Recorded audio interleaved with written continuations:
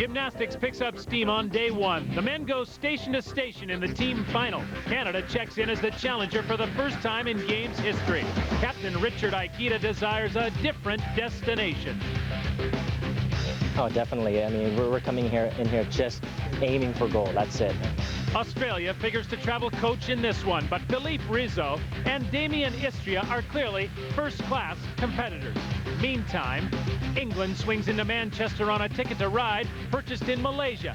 They'll defend with plenty of horsepower, knowing Canada is on the rails. High hopes running right on time.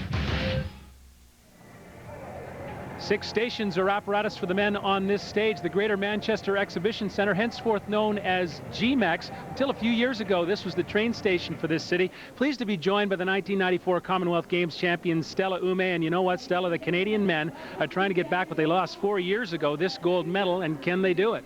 You know, Scott, this competition is going to come down to depth and stability. 2 very important components that Team Canada has. They are led in this race by veteran Richard Ikeda, who's been through 3 Commonwealth Games up to this point. He was a part of the team that lost the medal, so they are hot and ready to bring it back to Canada. He will also be helped by Shewfelt, who's an international superstar and has been labeled as the one to watch on both vault and floor. Oh yes, but the Englishmen come in as the defending champions at the Commonwealth Games. This place will be jammed, 5,000 people. They'll all be rooting for the guys in red. England are the defending champs, and you've got to watch out for Kanukai Jackson, who is their leading all-arounder. But you cannot rely on one superstar. That team has to put up 3 solid routines on every event across the board. Yes, consistency is a key in the men's team final. By the way, Canada won the bronze medal last time out at Kuala Lumpur.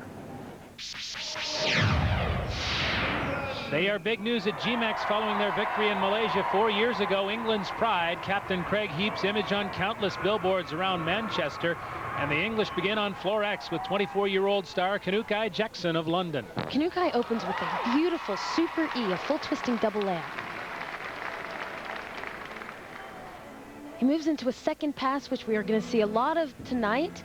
3 saltos in a row, 5/10 bonus. English get a good start based on the performance of Kanukai Jackson. Meantime, the Canadians are in a hot spot. The difficult rings, 22-year-old David Kikuchi. David says that this is his favorite event to compete.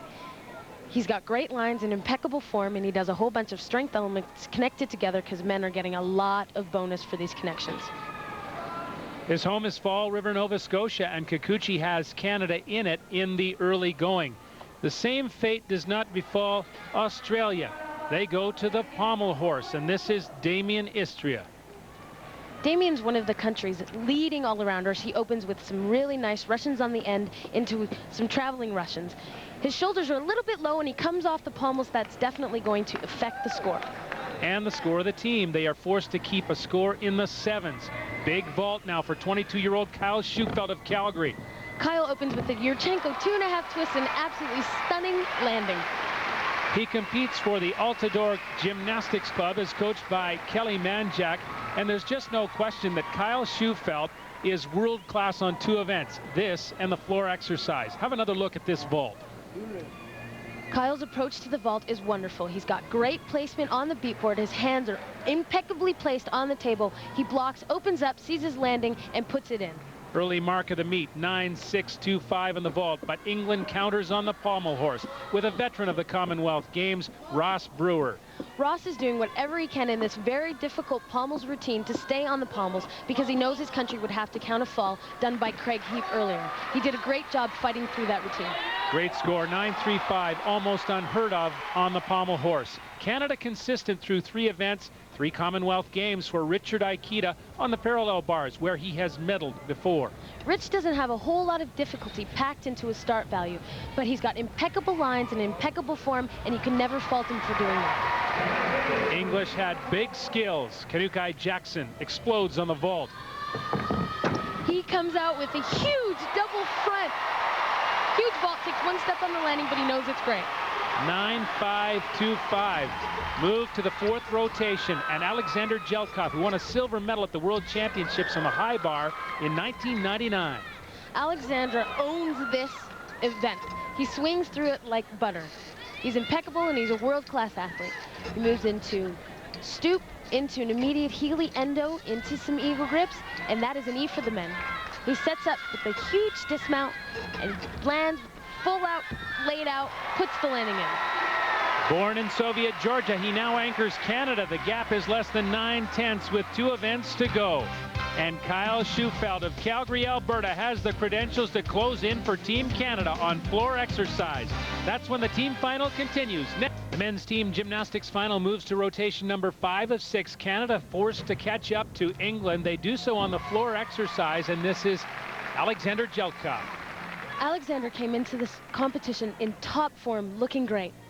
He's doing a second pass, and this is a type of pass where a lot of men have been getting a lot of bonus because of the new rules, but he falls on that pass and he absolutely cannot monopolize on his bonus points. Jeltov, not known as an all-arounder, 5th all-around at the last Commonwealth Games, 8-8 on the floor exercise, and that's trouble for Canada. That's because the English were so consistent and without fault. Here is Manchester native John Smethurst, parallel bars. John is coming in with a fantastically strong parallel bar routine. He moves into his upper arm roll, which is a requirement for men to do on this event. Competed in 1998 and ended up with a 9-2 on the P-bars as the English kept on rolling.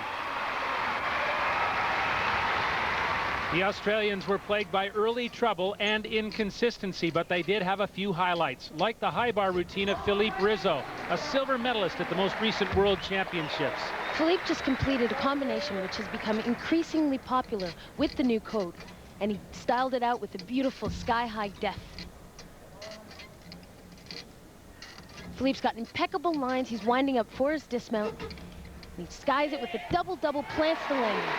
9-5, Olympic veteran Phillipe Rizzo for Australia. Canada needed every mark it could get on the floor exercise. In rotation number 5, Kyle Shewfelt could deliver. That's right, Scott. If anyone can bring home a big score for Canada, it is Kyle Shewfelt on this event. He does a beautiful 2.5 front layout into a Thomas roll. Absolutely gorgeous. Finishes up his routine with a big fat Super E, takes a step on the landing. But was it enough for Canada as they strove to catch up to England? The English went to the high bar to wind it up. And this is their captain, 29-year-old Heap. Craig just did a stooped endo into an immediate death, actually the same combination that we saw Phillipe Rizzo do from Australia. He's swinging great. He's got great form. His ankles are glued together. He's setting up for his dismount. He'll take it home with a beautiful full twisting, double layout, plants the landing. He knows it's great. 3 World Championships, 3 European Championships. The English are close. Can Canada stay on the pommel horse? The top all-arounder for the Canadians at the last World Championships in Ghent, Belgium, is Grant Golding. Pommels characteristically is one of Canada's hardest events, but Grant's got a fully stacked and packed start value on this event, and he's doing wonderful work. He's swinging well, moving fluidly, and he does an E-skill move at the end of his routine, and he brings it home with a fantastic dismount. Golding stayed on, as did all the Canadians on the pommel, an 8-9. Kanukai Jackson could nail it down for England if he stayed on the high bar. Kanukai is moving well on this event. He doesn't necessarily have the nicest form. Sets up for a huge release move. A Kovacs laid out.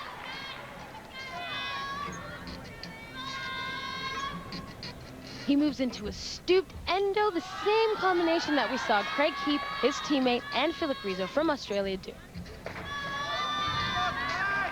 Cad just setting up for his dismount. It'll be a huge one. Massive double layup, full out, step on the landing, knows it's great. And that's enough for the top all-arounder in this team competition. The English repeat as Commonwealth Games champions. Jubilation at the old train station. The difference, Canada is 7/10 of a mark. Australia a distant 3rd. And for the English captain, it is a sweet victory indeed on home soil. I mean, everybody's expecting us to come through, especially being on home ground. A lot of pressure from Canada. They give us a really good run for our money in training. We were afraid, but we took them on.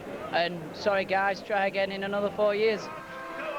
Canada comes in second on this occasion. They claim the silver medal. It's a step up from Kuala Lumpur, and in many respects a much needed consistent performance as they build towards what really matters to them. That's Olympic qualification for Athens in 2 years' time.